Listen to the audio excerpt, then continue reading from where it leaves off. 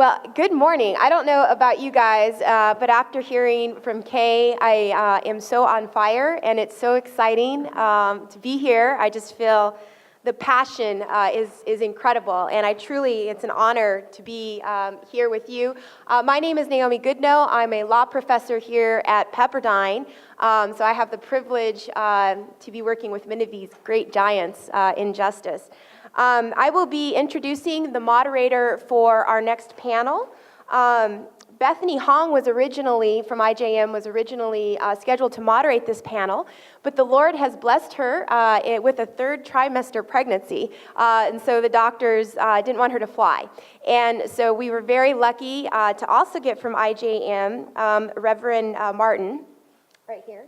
Reverend Martin is the Senior Vice President of Education and the Dean of the International Justice Mission Institute. I'm sure most of you here are familiar with the great work that IJM does. They are a group of lawyers and investigators and aftercare professionals who work with local governments throughout the entire world to help bring justice to victims of sex trafficking, of all kinds of different problems that are facing our world. Reverend Martin is an ordained American Baptist minister. He received his bachelor's from Fresno, his master's from Fuller, and I do believe we have a lot of Fuller students here today, so that's fantastic. He served for 16 years as staff on Young Life in Northern California and in Colorado, 8 years as a Baptist minister, and 4 years as a denominational executive with the American Baptist Church, and since then has been with IJM. So please welcome our moderator, Reverend Martin.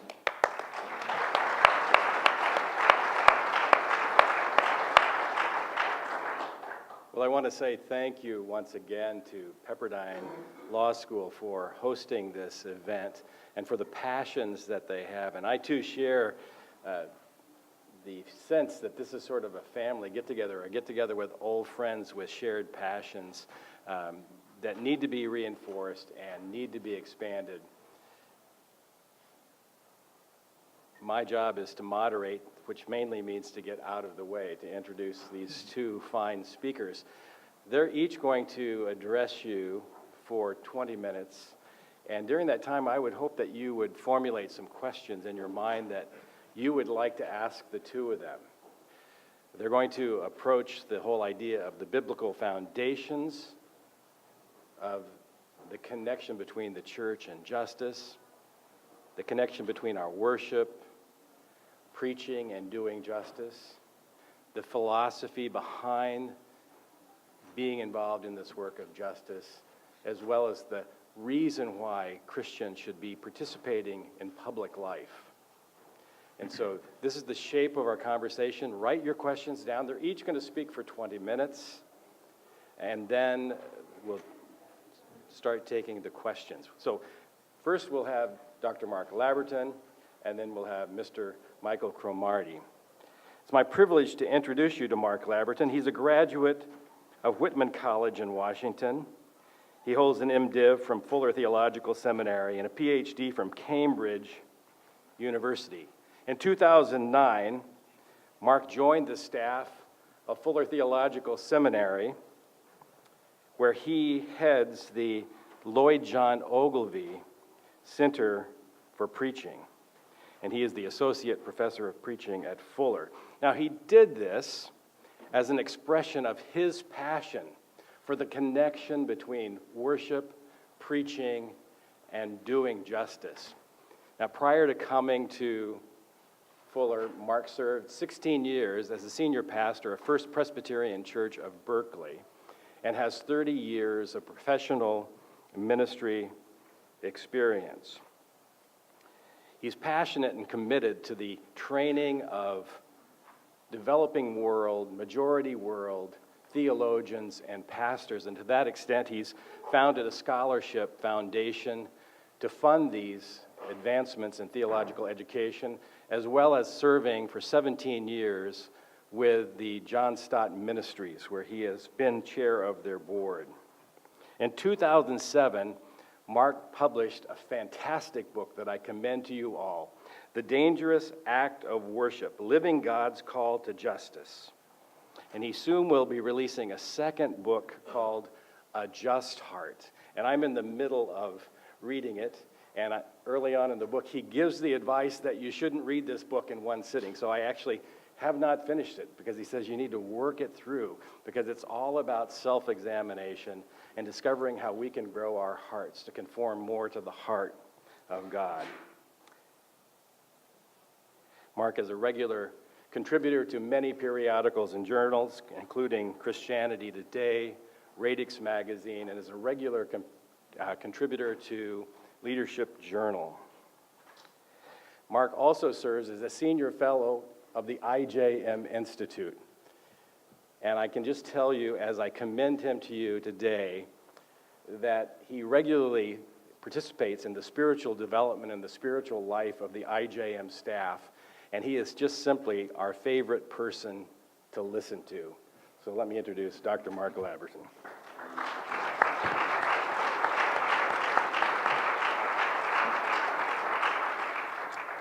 I want to just add my thanks to Pepperdine for this wonderful privilege and for the gift that this conference is, I hope, to all of us as we are stimulated by the exchange that we've already heard about through Kay this morning and that we will share over the course of the day.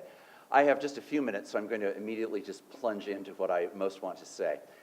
A biblical theology of justice is, in my view, not fundamentally a question of ethics, but of theology.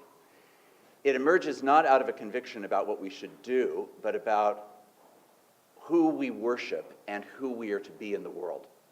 Justice is not a characteristic of how God acts in the world before it is first a characteristic of who God is.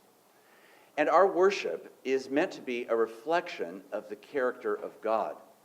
What is worship for? Worship is to mirror the reality of the purposes of God in the world.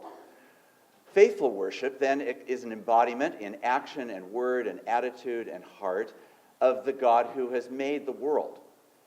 When we faithfully worship God, we are mirroring back to God and to the rest of creation who we are and how we're to live in the world that reflects and embodies the character of this God. Now, often when justice is approached, tragically in the division, for example, between evangelism and justice, there's been this tremendous tendency to make both simply projects of the church, as though it has to do with how do we get busy doing more projects. And we come to the project of evangelism, or alternatively, we come to the project of social justice, and we somehow think that really it's just about a kind of extra to-do list. But a biblical understanding of justice doesn't start as a to-do list at all. It starts as a description of the heart and mind and character of God. Who is God? God is a God of justice. That is, God is a God who, in God's own being, rightly orders power. What is just? Justice and things that are just are things that rightly order and distribute the use of power in the world. So what is our worship then, if it's meant to express a response to this God? It's meant to be a worship that embodies and reflects and mirrors back the character, the justice, the integrity, the nature of God that rightly orders power. So what is the church to do? Well, we'll come to that in a moment, but what is the church to be? Well, what the church is to be is a mirror of a God who rightly orders power. So where do we find this in the Bible? Well, to turn the question around, where don't we find this in the Bible? We could come, if we had hours and hours, to virtually every book of the whole Bible, and we could look at nearly every significant text and every significant narrative and every significant part of didactic teaching about how it is the church should live in the world. And in one way or another, all of them are texts about what it means to live in a world where power has been created for good, but has gone tragically wrong and become the means of abuse and injury and therefore injustice toward others. And God's action of redemption and reclamation and restoration in the world is a process over the course of the whole biblical narrative of God taking the crisis of power and the abuse of power seriously and seeking to establish a people who rightly order power in their own lives, in their relationships with the people in the community of faith, in relationship to the world that's beyond them, and in relationship to creation itself. The work of God's redemption is a work of reclaiming, reordering power in the world. And that involves, therefore, the most profound spiritual reclamation in which we need to acknowledge that we are not Lord, that God is Lord in Jesus Christ, that we are not the center of the universe, that the God that we worship is actually the center of the universe. What are all those distributions of power about? But the issues of injustice, in which I claim over and against God or over and against my neighbor or over and against someone else a prerogative which is simply not justly mine, because it's actually disordered power rather than actually rightly ordered power. And what is worship meant to do then? Well, worship is meant to clarify that. Right from the start, it clarifies the fact that I'm not Lord. The confession that Jesus is Lord is fundamentally a theological claim about God, and it has immediate implications then about any other rival form of power in the world. Every other form of power, interpersonal, public, governmental, political, social, economic, is all meant to be reconsidered in light of what it means to claim that Jesus is Lord. And what is my worship meant to be then? Well, my worship is the embodiment of my life in every dimension and in community with all of God's people that mirrors this reality. And when it fails to mirror this reality, God says to Israel and God says to the church, I hate your worship. Why? Because you're falsely reflecting who I am. You're telling a story that's simply untrue. It's the mirror of your brokenness. It's not the mirror of who I actually am in the world. You're telling the wrong story. You're lifting up the wrong images. So when the church is inconsistent with its proclamation that Jesus is Lord, the culture around us is often the ones to hold up the mirror and say, you've got it wrong. You claim that you follow this Jesus, but the reality of your life is so disparate from that that in fact it surely doesn't reflect the character of the very one that you say you name. So we want to lift up the name of Jesus, and we want to keep ourselves at the center of the human story. There was a time not very many years ago when I was speaking at an event that had such bright lights that they were shining in my face and I couldn't see anyone I was talking to. But what I could see were two video monitors, a video monitor here and a video monitor here, and it had an image of me and an image of me, and then there was me. And I thought, this is the sort of postmodern Trinity. This is the world that I've been made for. This is the universe that I call home. It's all about me. But the story of what a faithful call to responding to God, ultimately in Jesus Christ, is meant to do is to completely reorder that universe, which actually then is about the redistribution of power, which then, as Kay's story narrates, and as my story could narrate, as many of our stories narrate, is the story of being in the process of having power redefined in our lives in every dimension. And what is faithful worship?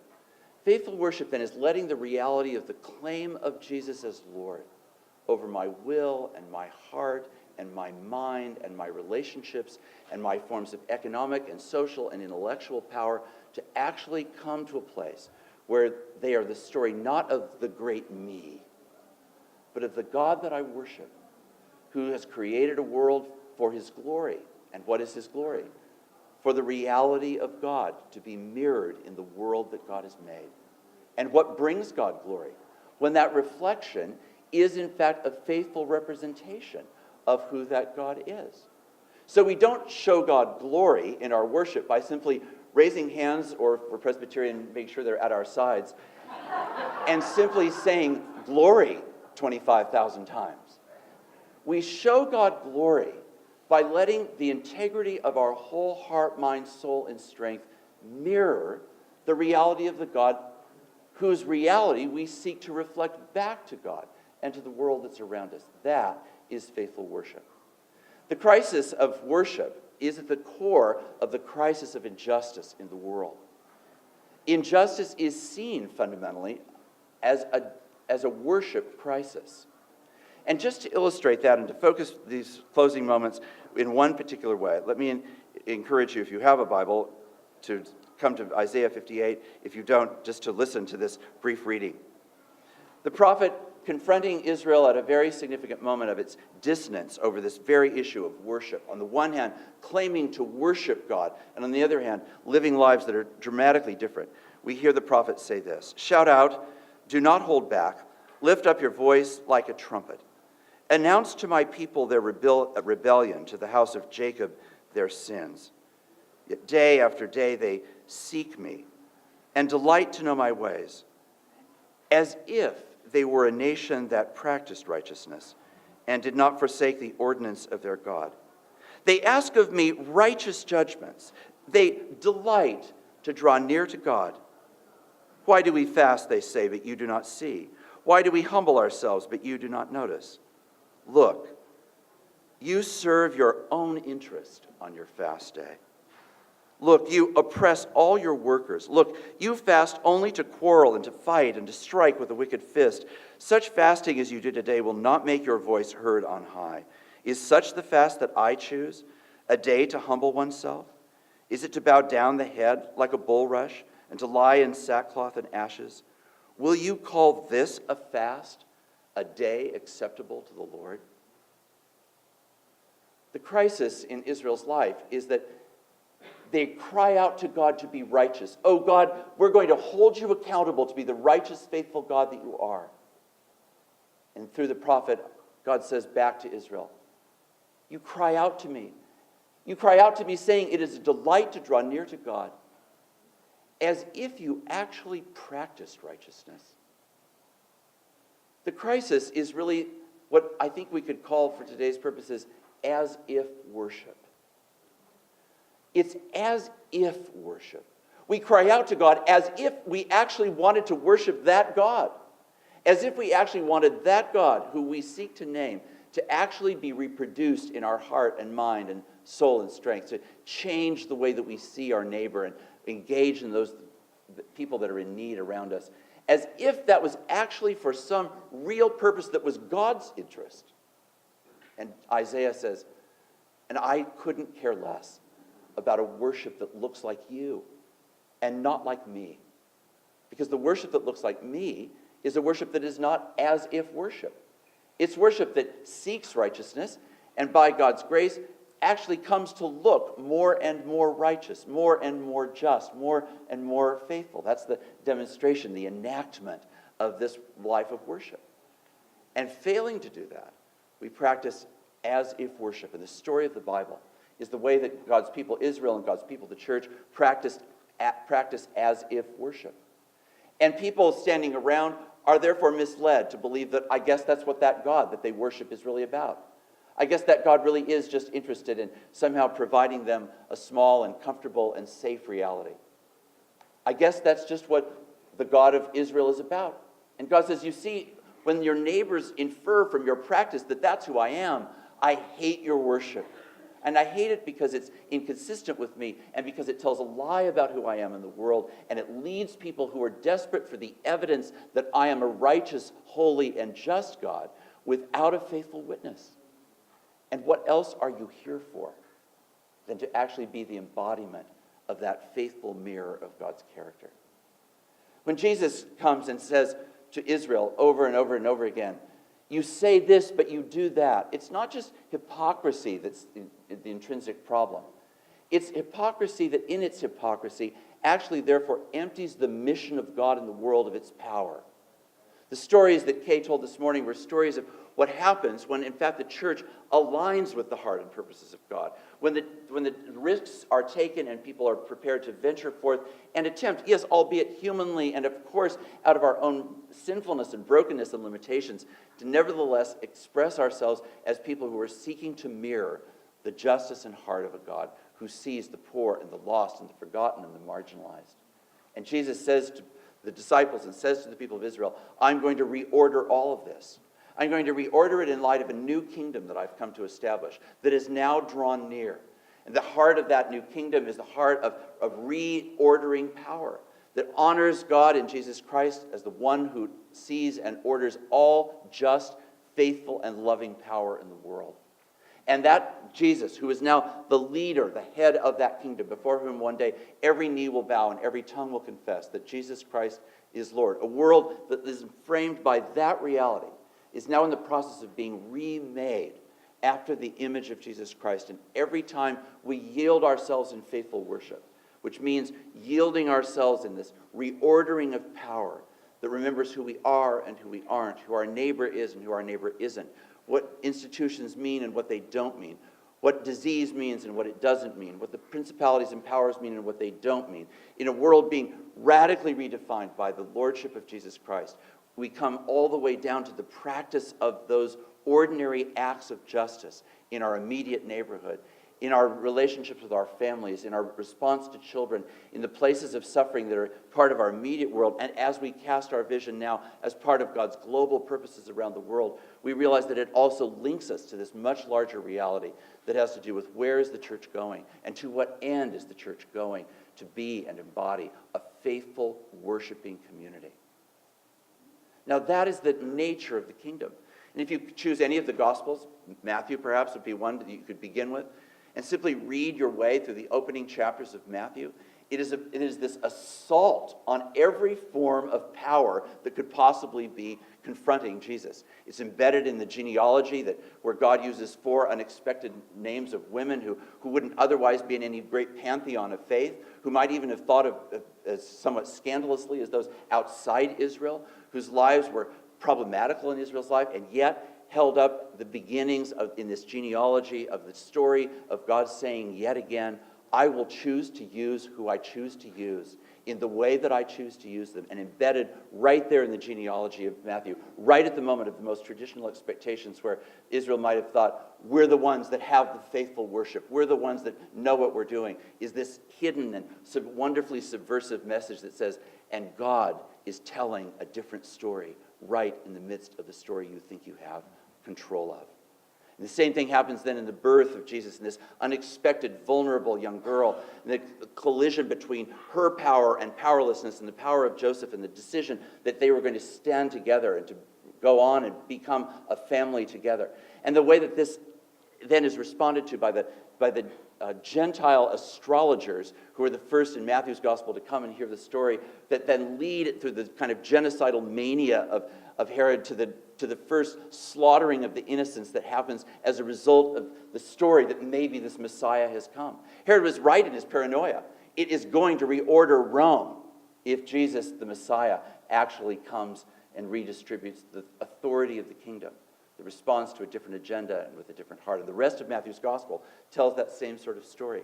Where in the Bible don't we see the story of God's faithful reordering of power for the sake of a creation that's meant to thrive, and individuals and communities that are meant to be seen in dignity and value, and where people who suffer in a world where injustice, the disordering of power, needs to be countered by the right and faithful and loving ordering of power, which is what seeking justice means.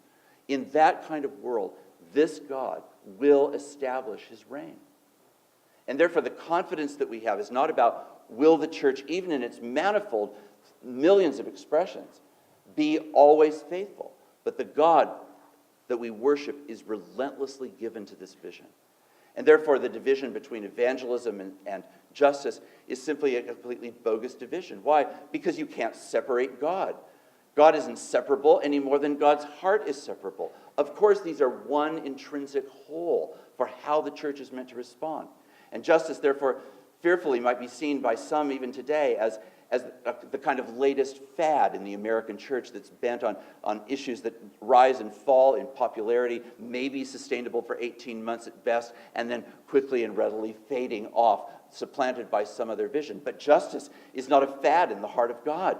Justice is the heart of God. Justice is central to the heart of God because it's part of what it means to reclaim and reorder the world.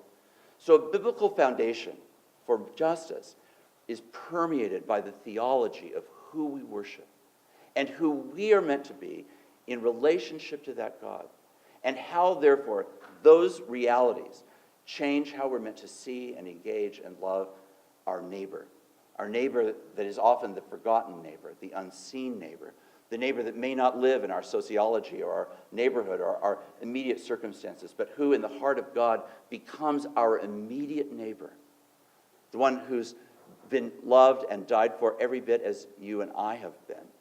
And our embodiment of that is the expression of what it means to faithfully worship a God whose righteousness and justice tell the story of that God's character, and he will have his way. And we are sent on this road together, not alone, together with God and together with one another, to be faithful witnesses. Not to be people convicted by a word of as if worship, where the American church is preoccupied with worship as entertainment, worship as some sort of form of religious pleasure, worship as some form of sheer artistry, worship as some form of simply religious activity, but fails to produce lives that look like the God that we worship. And the benchmark of whether we are people that actually do that, the Bible says, is, well, does your life look like the God that you worship?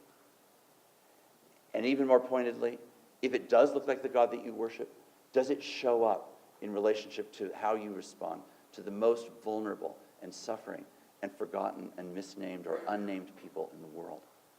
That's the story, in the Bible's terms, of whether the God that we worship is really God, made known in Jesus Christ, or whether the God that we worship has been modified, as Israel is prone to do, as the church has been prone to do, to be really primarily a mirror of ourselves, and not a mirror of the righteousness and character, the justice and mercy of God.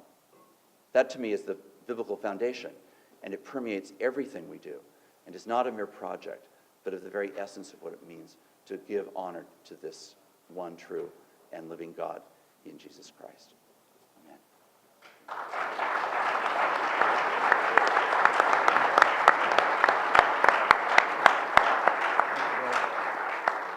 Mark, as moderator, I'm going to take the liberty to ask you a question now. So you can answer from right there.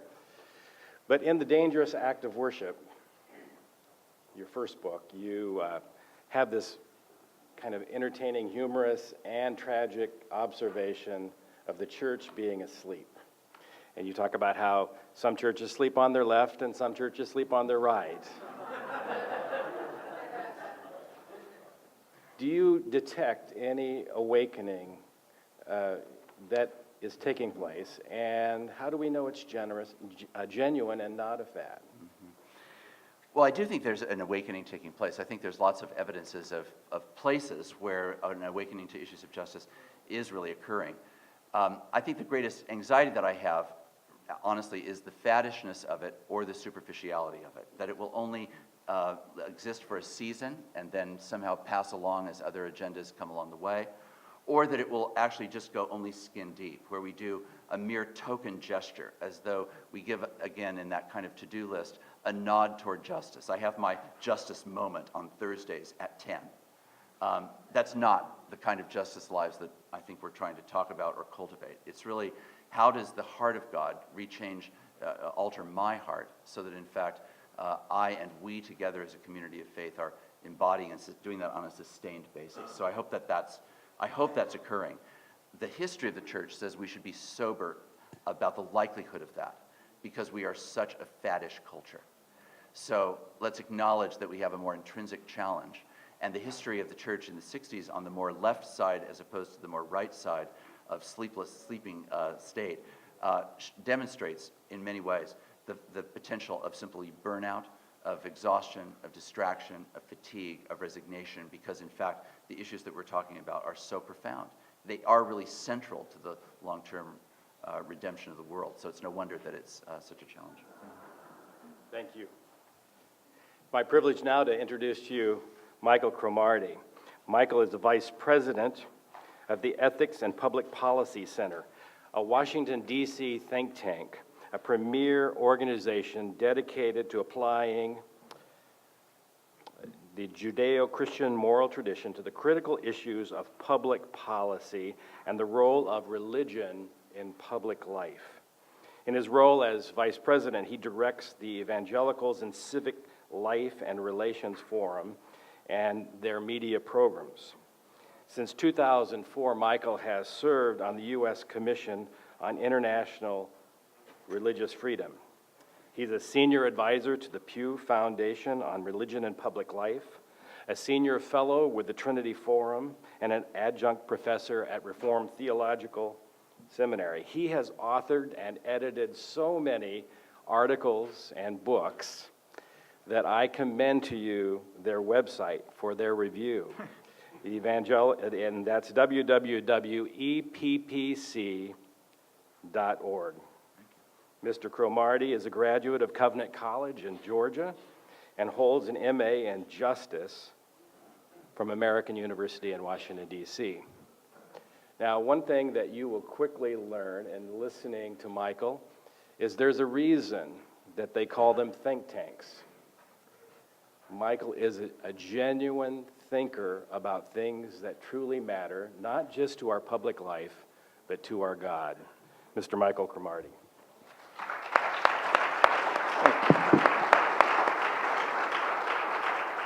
Thank you, Larry. Thank you for that kind and generous introduction.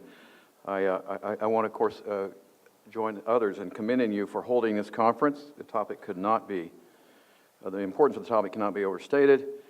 It's important for all of us here, but also for people in Washington, D.C. And since I'm from Washington, D.C., I must tell you a Washington story, which is this. I heard recently 2 senators were having lunch in the Senate dining room. One was a Democrat, one was a Republican. They were talking about their differences politically, but also culturally. And the Republican looked at the Democratic senator and said, you know, the problem with you Democrats is you don't understand religion. You don't know any religious believers. You don't have many of them. You're not very religious yourself. In fact, I don't even think you could recite the Lord's Prayer. I'll give you $20 if you can recite the Lord's Prayer. The Democratic senator looked at him and said, sure, I'll do that. Let's close our eyes. So they did, and he said, now I lay me down to sleep. And the Republican senator looked at him, pulled out $20, and said, I didn't think you could do it.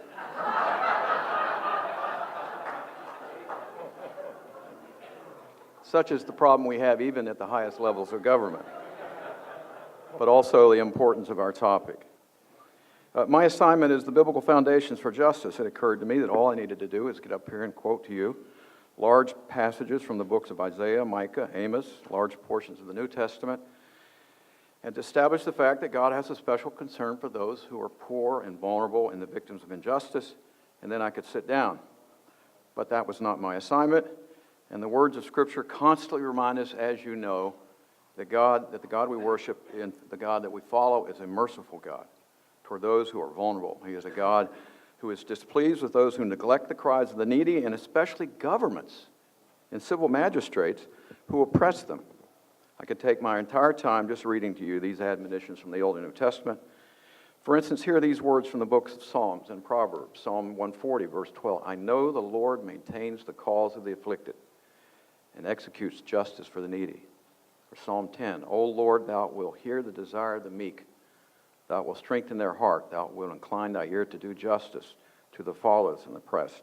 Or from Proverbs, Proverbs 21, verse 13. If you refuse to listen to the cry of the poor, your own cry for help will not be heard. Your own cry for help will not be heard. Or Proverbs 31, speak for the people who cannot speak for themselves. Protect the rights of the poor and the needy. Or we could just turn to the book of Job. A part of Job you may not have recognized or noticed in the book of Job. But I find it to be an inspiring example of the kind of man that Job was. Job chapter 29, verses 7 through 17. Listen to this. Job says, when I went to the gate of the city and I took my seat in the public square, the young men who saw me stepped aside, and the old men rose to their feet. The chief men refrained from speaking, and they covered their mouths with their hands. The voices of the nobles were hushed, and their tongues stuck to the roof of their mouths. Whoever heard me spoke well of me, and those who saw me commended me. Now, why was this? Why were people responding to Job that way? Look at verse 12 and following. Because I rescued the poor who cried for help, and the fatherless who had no one to assist him. The man who was dying blessed me. I made the widow's heart sing. I put on righteousness as my clothing, justice was my robe and turban. I was eyes to the blind and feet to the lame. I was a father to the needy. I took up the case of the stranger. I broke the fangs of the wicked and snatched the victims from their teeth. End of quote. What an inspiring example. I will say this sometimes. The biblical foundations for justice can be summed up with 3 words and 1 verse. Love your neighbor. Love your neighbor. To care about justice for all people, and especially those who are the victims of injustice, is a tangible form of neighbor love. Loving our neighbor is not something we're encouraged to do. It's something we are commanded to do. It is an obligation that flows from a divine command, and it comes from our Lord himself. Because all people everywhere are created in the image of God, we have a duty and an obligation to treat them with respect, dignity, and justice. And inasmuch as possible, to do all we can to ensure that they are treated by others and by governments the same way. Now, what's been our record in this regard? Well, historically, it's impressive. But there have been times when we've taken some detours and we've been off track. I would like to recount very briefly some recent history so to give us some context for our discussion. First of all, Christians of almost every tradition should no longer need convincing that political and social justice are an important part of Christian discipleship. It is, or it should be, a settled issue that the least of these among us are to be treated with both charity and justice. Our spiritual forebears always did. The compassion and fervor of William Wilberforce and Lord Shaftesbury animated the campaigns against the slave trade and child labor laws in England. Such action and faith in action was the basis of many reform initiatives in the 19th century. Now, the intermingling of Christian faith with social and political concerns has always been a part of our own country's history. The great scholar Alexis de Tocqueville wrote in his classic book, Democracy in America, he said this: in the Middle Ages, the clergy spoke about nothing but the future state. But I find in America, preachers are constantly referring to the earth, and it's only with great difficulty they can divert their attention from it. The claim that the faith of American Christians should always be an intensely private affair between the individual and God would have been surprising news to such diverse persons as John Winthrop, Jonathan Edwards, Abraham Lincoln, the abolitionists of slavery, 15 generations of the black church, civil rights leaders, anti-war activists, and pro-life leaders. It is our duty to be concerned citizens, to indeed strive, as the late Richard John Newhouse once said, and I quote, we need to strive to build a world in which the strong are just, and power is tempted by mercy, in which the weak are nurtured and the marginal embraced, and those at the entrance gates and those at the exit gates of life are protected both by law and by love. But at least in the conservative Protestant community, we've not always done this well, and we've not always followed these biblical obligations. There are theological reasons for this, and I'd like to recount what they are. For many decades in the 20th century, from roughly the early part of the 20th century until the end of World War II, a very large sector of conservative Protestant social thought was influenced by a pessimistic form of dispensational eschatology and a form of pietistic individualism that looked with disdain on any effort to improve social conditions and political structures. This theology caused many conservative Christians to believe that the process of social deterioration was simply irreversible. And their pessimism was reinforced by a theology that it discouraged concerns for social justice and any attempt at creating a more just social order. Many of these people suffered from what I like to call overheated eschatological expectations. They believed that terrible days were coming fast, and terrible days were ascending on the whole world, and evangelism was the most urgent need of the church until the second coming of Christ would come and restore all humanity and all of creation. This was a theology of rescue, a theology of rescue. Rescue sinners out of a fallen world and save them for the world to come. Now, this kind of theology believed that the world is going to go from bad to worse. Because we live in a fallen world, it's only going to get worse until the second coming of Christ, so working for social justice and social issues was simply a waste of time. In fact, any issues to ameliorate current social conditions would in fact actually postpone the return of Christ. These premillennial views of eschatology were promoted in conservative Protestant community, at Bible colleges, at seminaries, and at biblical prophecy conferences all over the country. It had a large effect for decades to come. Moreover, the results of the Scopes trial in Dayton, Tennessee helped cement this orientation. You will remember that John Scopes was a substitute teacher who challenged the Tennessee law that banned the teaching of Darwinism in the public schools. At the trial, William Jennings Bryan defended the Tennessee law, and he actually won the legal case. but his performance against ACLU lawyer Clarence Darrow was so ridiculed in the press that he and American conservative Protestantism lost in the larger court of public opinion. As numerous historians have pointed out, including your own Ed Larson here, this made it increasingly difficult to take conservative Protestants seriously. Within a span of one generation, from the 1890s until the 1930s, the previous influence of evangelicalism in the public arena and the public sphere in American culture simply collapsed. It collapsed. The prominent Baltimore journalist H.L. Mencken, who covered the Scopes trial, ridiculed Bryant relentlessly and said that people who subscribed to his beliefs were, and I quote, half-wits, yokels, anthropoid rabble who believed in a childish theology and were the gaping primates of the upland valleys. Tell us what you really think, Mr. Mencken. But not only did cultural opinion makers desert evangelicalism, but many leaders of mainline Protestantism began to move in a decidedly more liberal direction, both theologically and politically. The preeminence of conservative Protestant Christianity was challenged from all sides. Theological liberalism was growing in its influence as it attempted to accommodate modern scientific thought with theology, and the so-called fundamentalist modernist controversy led to radically different understandings of the authority of Scripture and the nature of salvation. These disputes also produced opposing views concerning the proper Christian response to social action, social concern, and the importance of political activities. In theological circles, this controversial debate surrounded the redefinition of the Christian message. And in theological circles, this was led by the liberal Protestant Walter Rauschenbusch. Rauschenbusch wrote a book in 1917 that had a huge influence called A Theology of the Social Gospel, where he challenged conservative Protestants for having an overly individualistic approach to personal salvation and neglected social reform. His concept of the social gospel was an attempt to enlarge and expand the Christian message. Here's what he said, and I quote, "The individualist gospel has taught us to see the sinfulness of every human heart, but it has not given us an adequate understanding of the sinfulness of the social order and its share in the sins of individuals within it."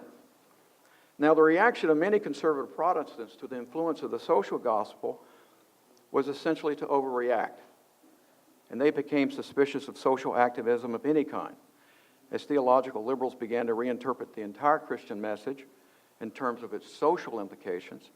Many evangelical and fundamentalist Christians chose to retreat from society and politics altogether. The spreading influence of the social gospel caused some evangelical leaders to label the social gospel as a form of social service Christianity. But in the 1940s, there were a number of more moderate evangelicals who began to question this kind of fundamentalist reaction. In 1947, the theologian Carl Henry published the book, The Uneasy Conscience of Modern Fundamentalism. The impact of Henry's book was significant. It was a call for evangelicals to re-engage the modern world with a Christian message that was socially responsible, intellectually respectable. According to Dr. Henry, the theological separation of Protestant fundamentalism had led to a separation from both cultural and social responsibilities, and to a mistaken engagement in the important issues of the day. Henry said this backlash to the social gospel had created an almost complete avoidance of social programs for fear of resembling the social gospel.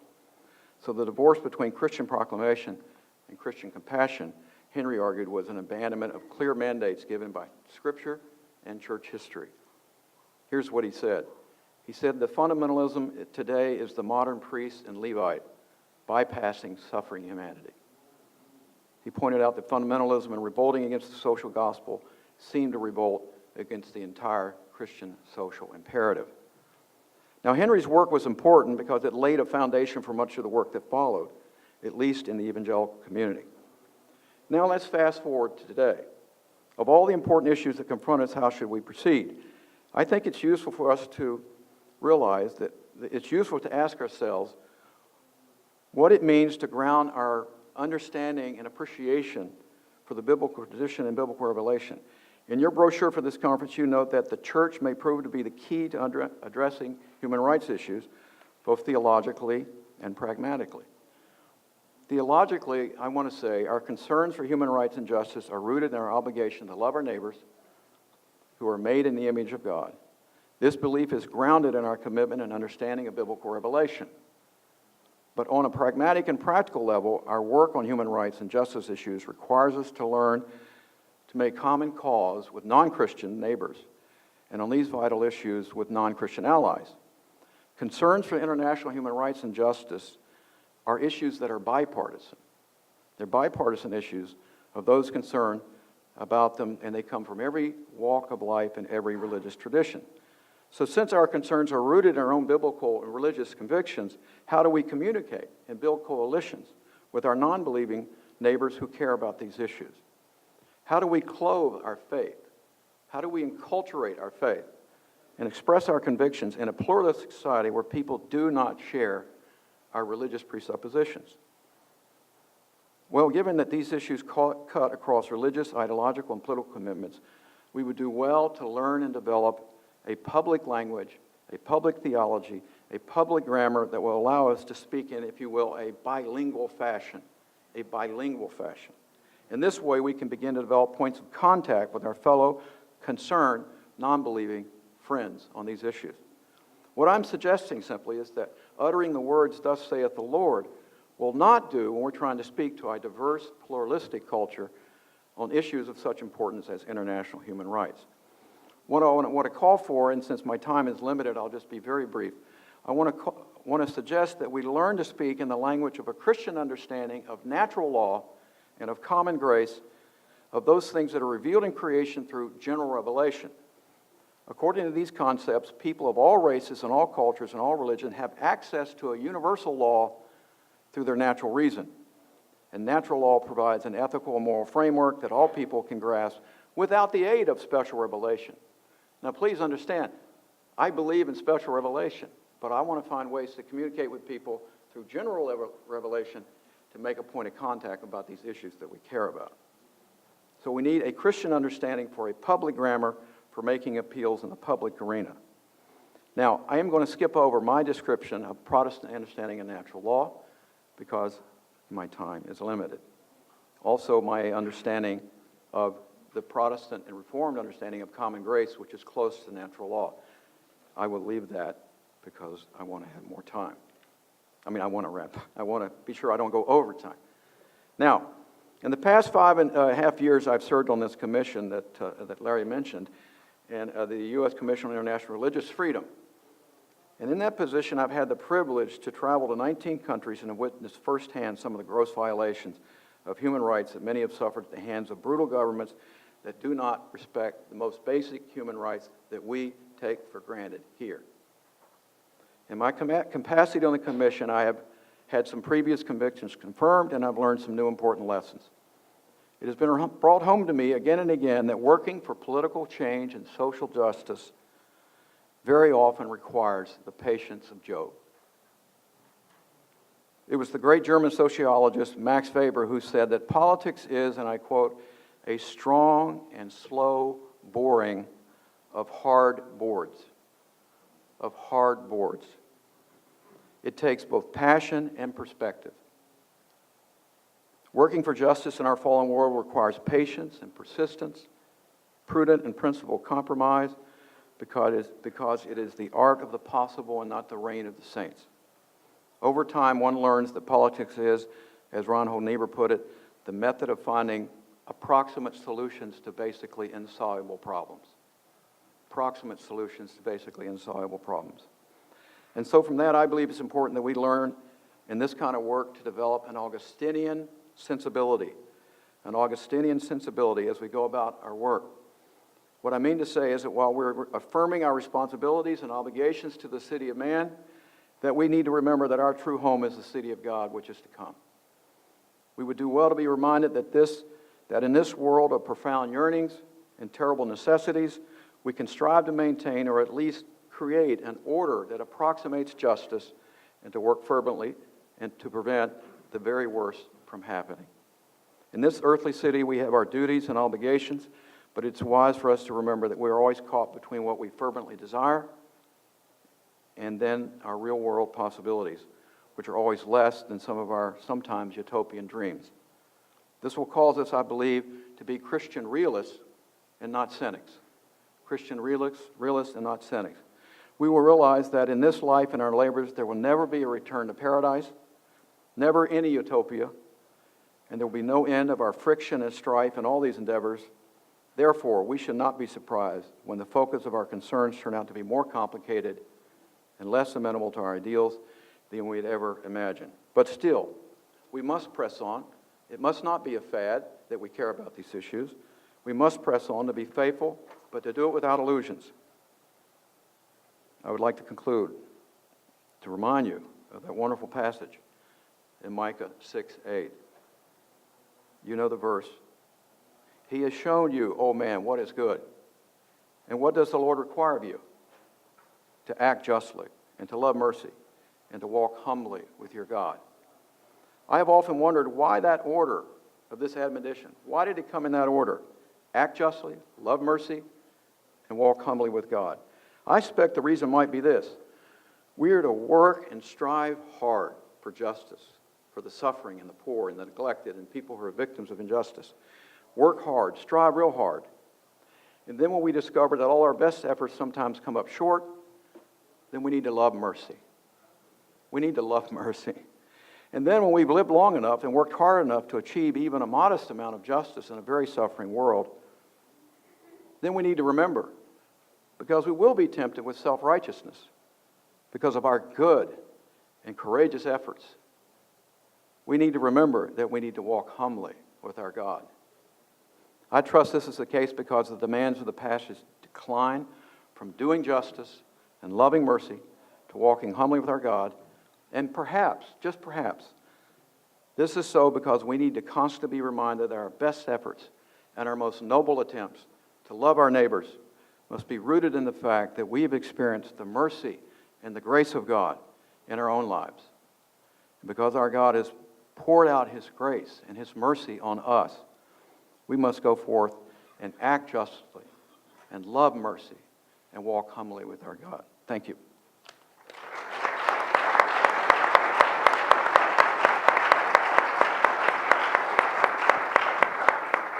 Michael, thank you. One of the questions that we pose to congregations when IJM goes out and speaks to churches is if justice is at the very center of the heart of God, as Mark said, why is it at the margin of our mission? And so your discussion in the first part of your talk was a great help in answering that question. So thank you. Mark, I'd like to invite you to ask a question of Michael. The history that's often told about some of these great forces like Shaftesbury and Wilberforce do get sort of stopped by the history that you described in the late 19th century and early 20th century. But what was it in your own reflection about Shaftesbury and Wilberforce, for example, that seems to you to be caught by some of the renewed commitments to justice, and what's different about the way that people are currently thinking about it than the way that Shaftesbury or Wilberforce would have thought about it? Well, to pick up on something you said earlier, Mark, my fear about our love of Wilberforce is that it'll become a fad. Let me tell you why. I have so many people come to Washington out of Christian colleges who want to be interns and work with us. A lot of them want to be the next Wilberforce. And I just need them to photocopy some papers for me. And they want to change everything right away. And I've asked a couple of historians who've written biographies of Wilberforce. I said to them both, was Wilberforce aware that he was Wilberforce? Did he know we were going to do a movie about his life 100 years from when he died? And they both of them said no. Wilberforce was faithful to his calling. Over time, and this is why I emphasized in my talk the idea about patience and being realistic and being faithful. It took Wilberforce almost 30 years. And so my concern is that the difference is that we're all going to like Wilberforce for about a year and then go somewhere else. And what I want to emphasize is that I'm a great admirer of Wilberforce, but what I want people to do is be faithful in their vocations and in their calling. Because some people get so excited about Wilberforce, they want to be the next one right away. And so I just hope that, as you suggested, Mark, that we ground all that we're doing, as you so well said, in our understanding of the character of God in such a way that we won't get discouraged. And we don't ever think that the kingdom of God is going to come in on Air Force One. But in fact, we have a lot of work to do over a long period of time. So I think that... Thank you. By the way, I just want to say the wonderful thing about Wilberforce is underemphasized is the Clapham sect. He was a part of a larger community of encouragement, and I think that's something we need to remember. Let's thank our panelists.